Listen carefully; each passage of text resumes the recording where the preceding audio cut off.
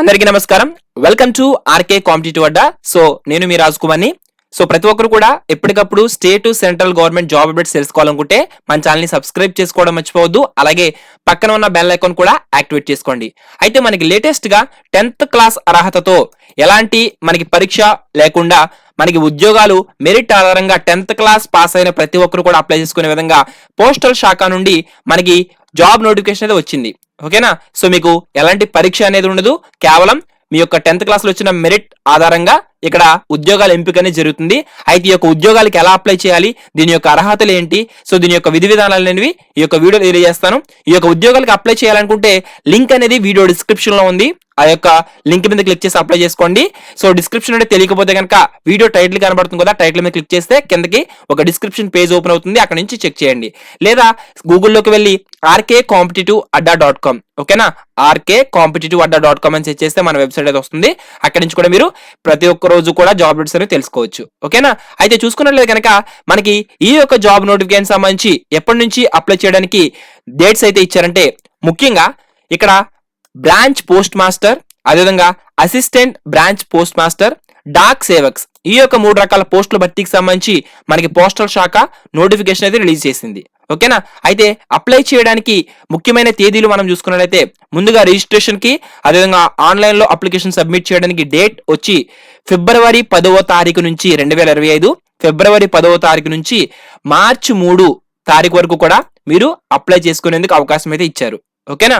So అదేవిధంగా మీరు apply చేసేటప్పుడు ఏమైనా మిస్టేక్స్ ఉంటే గనక, ఓకేనా, వాటిని కరెక్ట్ చేసుకునేందుకు కూడా డేట్స్ అయితే ఇచ్చారు. అవి ఏంటంటే edit or correction window March 6వ తారీఖు నుంచి మార్చ్ 8 వరకు ఇది అవైలబుల్ గా ఉంటుంది. ఒకవేళ అప్లై చేసేటప్పుడు కొంతమంది ఏదో ఒక ఆధార్ నెంబరో లేదా డేట్ ఆఫ్ బర్త్, ఈ విధంగా కొన్ని డీటెయిల్స్ అయితే రాంగ్ గా బై మిస్టేక్ అప్లోడ్ చేస్తూ ఉంటారు. సో అలాంటివి కరెక్షన్ చేసుకోవడానికి మార్చ్ 6వ తారీఖు నుంచి మార్చ్ 8వ తారీఖు వరకు కూడా మనకి ఇక్కడ డీటెయిల్స్ అయితే కరెక్ట్ చేసుకోవడానికి ఆప్షన్ అయితే ఎనేబుల్ చేస్తారు. ఓకేనా?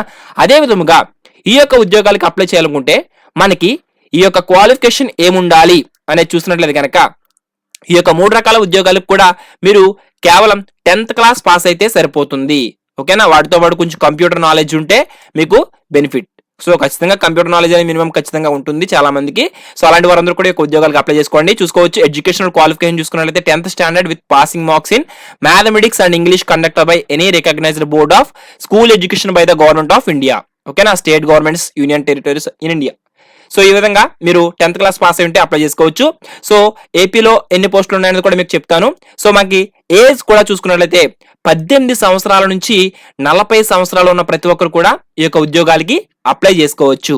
ఓకేనా? సో ఎవరైతే వయో పరిమితి 18 to 40 ఉన్నవారు అప్లై చేసుకోవచ్చు. ఏజ్ రిలాక్సేషన్ కూడా మనం చూసుకున్నట్లయితే షెడ్యూల్ క్యాస్ట్ అంటే SC ST వారికి ఏజ్ రిలాక్సేషన్ 5 years అయితే ఇవ్వడం జరిగింది. అదర్ బ్యాక్వర్డ్ క్లాసెస్ OBC వారికి 3 సంవత్సరాలు అయితే ఇవ్వడం జరిగింది.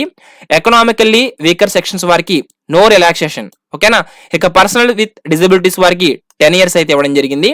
ఇక personals with disabilities plus OBC వారికి 13 సంవత్సరాలు, ఇక డిజబిలిటీస్ ప్లస్ SC ST వారికి 15 సంవత్సరాలు. ఈ విధంగా ఏజ్ రిలాక్షన్ అయితే ఇచ్చారు. ఒకవేళ ఈ ఉద్యోగాలకి ఎంపిక అయితే కనుక మనకి సాలరీ ఏ విధంగా ఉంటుంది అని చూసుకున్నట్లయితే, బ్రాంచ్ పోస్ట్ మేనేజర్ కి ఓకేనా 12,000 నుంచి 29,380 రూపాయల వరకు సాలరీ అయితే ఇవ్వడం జరుగుతుంది. ఓకేనా?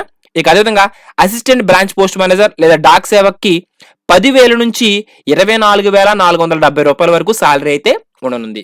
సో ఈ విధంగా మనకి సాలరీకి సంబంధించి డీటెయిల్స్ అయితే మెన్షన్ చేయడం జరిగింది. ఇక అప్లై చేయడానికి ఎడ్యుకేషనల్ క్వాలిఫికేషన్ కూడా చెప్పాను. సో వయో పరిమితి చెప్పాను. సో చెప్పాను కదా, computer knowledge 10th class pass అయి ఉంటే సరిపోతుందని. అయితే మీరు ఈ యొక్క ఎంపిక విధానం ఎలా ఉంటుందంటే, 10th క్లాస్ పాస్ అయ్యి, ఓకేనా, 10th క్లాస్ పాస్ అయ్యి మీరు మెరిట్ ఎక్కువగా మాక్సిమం 9 points 9.5 ఈ విధంగా పాయింట్స్ వచ్చిన వారికి ఈ యొక్క జాబ్స్ అయితే ఖచ్చితంగా వస్తాయి. సో మీరు అప్లై చేసుకునేటప్పుడు చాలా జాగ్రత్తగా అప్లై చేసుకోవాలి. అయితే సెలక్షన్ ప్రాసెస్ ఏ విధంగా ఉంటుందంటే, మీకు 10th క్లాస్ ఏదైతే మెరిట్ మార్కులు వస్తాయో ఆ మెరిట్ మార్కుల ఆధారంగానే ఈ యొక్క ఎంపిక అనేది ఉంటుంది. సో అందరూ అప్లై చేసుకున్నాక ఒక షార్ట్ లిస్ట్ అయితే రిలీజ్ చేస్తారు. ఆ యొక్క షార్ట్ లిస్ట్ లో ఎవరికైతే మెరిట్ ఉందో ఆ యొక్క మెరిట్ ని సెలెక్ట్ చేసుకుని ఇక్కడ మెరిట్ లిస్ట్ ప్రొవైడ్ చేసి వారికి డాక్యుమెంట్ వెరిఫికేషన్ చేస్తారు. ఆ యొక్క డాక్యుమెంట్ వెరిఫికేషన్ కి ఏమేమి కావాలి అనేది చూసుకున్నట్లయితే, ఒకవేళ ఉద్యోగాలకు మీరు సెలెక్ట్ అయితే కనుక ఏమేమి కావాలంటే కనుక మార్క్ షీట్ అంటే 10th క్లాస్ మార్క్ షీట్ ఉంటుంది కదా అది. సో ఇక్కడ మీకు 2 sets అనేవి రెడీ చేసుకోవాలి ఇవి. ఓకేనా? 2 sets of self attested photo copies for submission document verification కి. ఓకేనా? మార్క్ షీటు అదేవిధంగా identity proof. So Aadhaar card, ration card, pan card ఏదైనా సరే పర్లేదు, ఐడెంటిటీ ప్రూఫ్ అనేది కావాలి.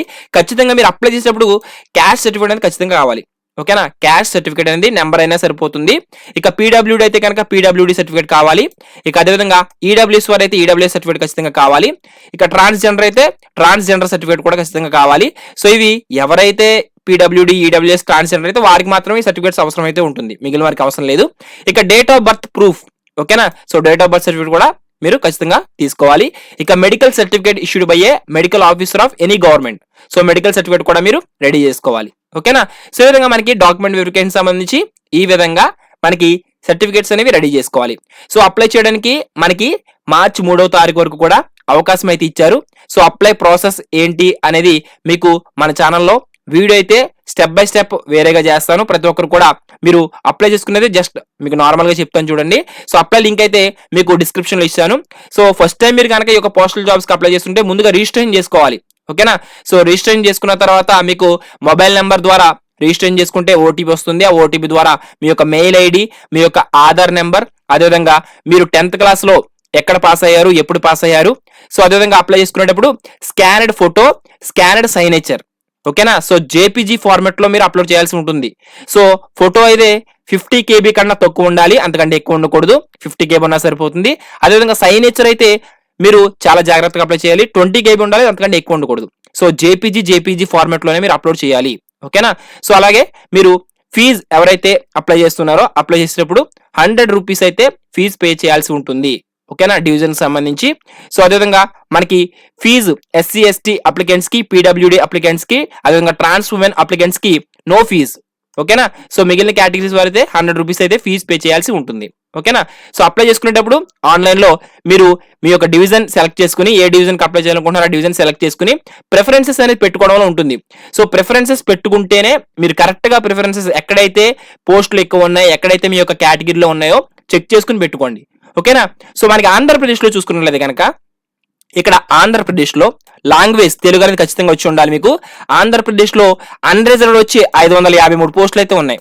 ఓకేనా, సో ముఖ్యంగా లైవ్ గా చూపిస్తాను చూడండి. అన్రిజర్వ్డ్ 553, ఓబీసీ 239 పోస్టులు అయితే ఉన్నాయి. అలాగే ఎస్సీ వచ్చి 157 పోస్టులు అయితే ఉన్నాయి. ఇక ఎస్టీ వచ్చి 63 పోస్టులు. ఇక అదేవిధంగా ఈడబ్ల్యూఎస్ వచ్చి 159 పోస్టులు అయితే ఉన్నాయి. ఇక పీడబ్ల్యూడి వచ్చి పీడబ్ల్యూడిఏ వచ్చి 7 పోస్టులు అయితే ఉన్నాయి. పీడబ్ల్యూడిబి వచ్చి 14 పోస్టులు అయితే ఉన్నాయి. పీడబ్ల్యూడిసి వచ్చి 22 పోస్టులు అయితే ఉన్నాయి. పీడబ్ల్యూడిడిఈ వచ్చి 1 పోస్ట్ అయితే ఉంది. టోటల్ గా ఆంధ్రప్రదేశ్ లో 1215 పోస్టులు అయితే ఉన్నాయి. మొత్తానికి ఇండియా వైజ్ గా 21,413 పోస్టులు అయితే ఈ యొక్క నోటిఫికేషన్ ద్వారా భర్తీ చేయనున్నారు. ఓకేనా, సో ముఖ్యంగా మనకి మెయిన్ ఆంధ్రప్రదేశ్ వాళ్ళు ఎక్కువగా చూస్తారు కాబట్టి ఆంధ్రప్రదేశ్ కోసం మీకు క్లియర్ అండ్ కట్ గా చెప్పడం జరిగింది. ఓకేనా, ప్రతి ఒక్కరు కూడా అప్లై చేసుకోండి. సో డాక్యుమెంట్స్ అప్లోడ్ చేసేటప్పుడు ముందుగానే చెప్పాను, రీసెంట్ ఒక ఫోటోగ్రాఫ్ ఏదైతే ఉందో అది అప్లోడ్ చేయాలి జేపీజీ ఫార్మాట్ లో. సైనేచర్ ఖచ్చితంగా. అదేవిధంగా మీకు అప్లై చేసుకునేటప్పుడు క్యాస్ట్ సర్టిఫికేట్ అనేది నెంబర్ అయితే ఖచ్చితంగా అడుగుతూ ఉంది. సో ప్రతి ఒక్కరు కూడా అది గుర్తుంచుకుని మీరు క్యాస్ట్ సర్టిఫికేట్ రెడీ చేసుకోండి. అదేవిధంగా ఆధార్ కార్డ్ నెంబర్ అయిన లింక్ ఏదైతే ఉందో ఆ యొక్క మొబైల్ నెంబర్ ద్వారా మీరు అప్లోడ్ చేయాల్సి ఉంటుంది. సో ఆంధ్రప్రదేశ్కి వచ్చి ఖచ్చితంగా మీకు తెలుగు లాంగ్వేజ్ అనేది ఖచ్చితంగా ఉండాలి. సో ఏ పోస్టల్ సర్కిల్ మనకి అండర్ అవుతుందంటే కనుక ఆంధ్రప్రదేశ్ వచ్చి ఆంధ్రప్రదేశ్ అండ్ యానం. ఓకేనా, సో క్లియర్ అండ్ కట్ గా మీకు ఈ యొక్క వీడియోలో తెలియచేయడం జరిగింది. సో ప్రతి ఒక్కరు కూడా మీరు ఈ యొక్క ఉద్యోగాలకి అప్లై చేయాలనుకున్న ప్రతి ఒక్కరు కూడా ఈ యొక్క అవకాశాన్ని సద్వినియోగం చేసుకోండి. ఇలాంటి జాబ్ అప్డేట్స్ మీకు రెగ్యులర్ గా కావాలనుకుంటే మన టెలిగ్రామ్, వాట్సాప్ ఛానల్స్ లో జాయిన్ అవ్వండి. వీడియో డిస్క్రిప్షన్ లో లింక్స్ అయితే ఉన్నాయి. All the best for everyone. ఏమైనా డౌట్స్ ఉంటే కామెంట్స్ లో కామెంట్ చేయండి. మరొక ఇన్ఫర్మేటివ్ వీడియోతో అందరూ కలుసుకుందాం. Thanks for watching. Have a nice day.